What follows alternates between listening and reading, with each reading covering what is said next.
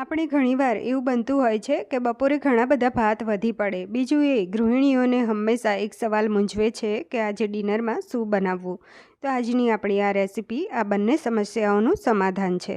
આજે આપણે બનાવીશું બપોરના વધેલા ભાતમાંથી રાત્રે ડિનર માટે એક જબરજસ્ત અને સ્વાદિષ્ટ વાનગી. એકવાર જો તમે આ બનાવશો તો બીજી વાર બપોરે સ્પેશિયલ એના માટે કરીને જ વધારે ભાત બનાવશો, એટલું બધાને પસંદ આવશે. મિક્સર જારમાં 4-5 કળી લસણ, અડધી ટીસ્પૂન આખું જીરું, ટુકડો આદુ છોલી કટકા કરીને એડ કરવાનું છે. અહીંયા 2 લીલા મરચાં સમારીને લીધા છે. મીઠા લીમડાના પાન 10 નંગ લીધા છે, તો 8થી 10 તમે લઈ શકો છો. હવે અહીંયા અડધી ટીસ્પૂન મીઠું ઉમેર્યું, ઢાંકણ બંધ કરી અને દરદરી પેસ્ટ બનાવી લેવાની. તો અહીંયા આ રીતની દરદરી પેસ્ટ તૈયાર થઈ ગઈ છે. હવે સાઈડ કરી લઈએ. અહીંયા એક બોલની અંદર 1 વાટકી ચણાનો લોટ લીધો છે. 1 વાટકી ભાત વધ્યા છે એની સામે 1 વાટકી ચણાનો લોટ લેવાનો છે. તો અહીંયા અડધી વાટકી જેટલા લીલા ધાણા સમારીને, કસૂરી મેથી 1 ટેબલસ્પૂન લીધી છે. જો તમે ફ્રેશ મેથી હોય તો તમારે કસૂરી મેથી લેવાની જરૂર નથી, અને ના હોય તો પણ ચાલે. 1 ટીસ્પૂન ધાણા જીરું પાવડર, અડધી ટીસ્પૂન હળદર, લાલ મરચું પાવડર 1/4 ટીસ્પૂન, 1/2 ટીસ્પૂન અજમો, ચપટી હિંગ નાખીશું. હવે અહીંયા સ્વાદ મુજબ મીઠું નાખવાનું છે. ભાતમાં નહોતું એટલે મેં અહીંયા અડધી ટીસ્પૂન મીઠું લીધું છે. 1 ટીસ્પૂન ખાંડ ઉમેરવાની છે. તો અહીંયા તેલ નાખવાનું છે મોણ માટે, તો 2 ચમચી નાખ્યું છે, એટલે 2 ટેબલસ્પૂન જેટલું. ચપટી કુકિંગ સોડા નાખીશું. અડધું લીંબુનો રસ એડ કરીએ. બધું જ મિક્સ કરી લેવાનું છે હાથેથી સારી રીતે. તો આમાં પાણી નાખવાની જરૂર નહીં પડે, એનાથી જ લોટ બંધાઈ ગયો છે અને આ લોટ છે એ સોફ્ટ રહેશે. જો પાણી નાખવાની તમારે જરૂર પડે, ભાત થોડા કઠણ હોય, તો 2 ચમચી જેટલું પાણી નાખી અને લોટ બાંધી લેવો. લોટ બંધાઈ જાય પછી થોડું તેલ નાખી અને કૂણવી લેવાનો છે. તો લોટ અહીંયા કૂણવાઈ ગયો છે. હવે તેલવાળો હાથ કરી અને નાના નાના મૂઠિયા વાળી લઈશું. તો આ રીતના નાના નાના વાળવાના. તમે આના બોલ્સ પણ તૈયાર કરી શકો છો. તો અહીંયા નાના નાના મૂઠિયા વળાઈ ગયા છે. હવે જેમાં લોટ બાંધ્યો તો એની અંદર જ 1 વાટકી દહીં લીધું છે. દહીંને ફેટી લેવાનું છે. તો અહીંયા દહીં ફેટાઈ ગયું છે. હવે કડાઈની અંદર તેલ ગરમ કરવા મૂકીએ.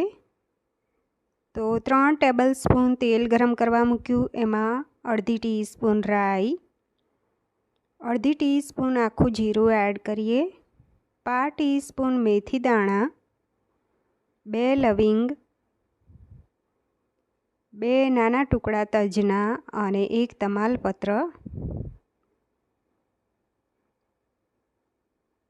1/2 ટીસ્પૂન હિંગ નાખીએ. 1 સૂકું લાલ મરચું. હવે તેની અંદર આપણે મિક્સર જારમાં જે પેસ્ટ બનાવી હતી એ એડ કરી લેવાની છે અને ધીમા તાપે સાંતળી લેવી, એટલે લસણની કચાશ જતી રહે. તો અહીંયા ધીમા તાપે સંતળાઈ ગઈ છે. તો થોડી સેકન્ડ થઈ. હવે તરત જ એની અંદર હળદર એડ કરીએ. તો અડધી ટીસ્પૂન કરતાં ઓછી અને અડધી ટીસ્પૂન કરતાં ઓછું લાલ મરચું પાવડર. અહીંયા અડધી ટીસ્પૂન જેટલું ધાણા જીરું. બધું જ સાંતળી લેવાનું છે. સાંતળી બળી ના જાય એનું ધ્યાન રાખવાનું. સાંતળી અને તરત જ એની અંદર થોડું પાણી ઉમેરી દેવાનું છે. તો મેં 1/4 ગ્લાસ જેટલું ટોટલ પાણી ઉમેરીશું આમાં અને મિક્સ કરી લેવાનું છે. અહીંયા મીઠું નાખી દઈએ. તો મીઠું સંભાળીને નાખવાનું. ટોટલ અહીંયા 1/4 ગ્લાસ જેટલું પાણી એડ થયું.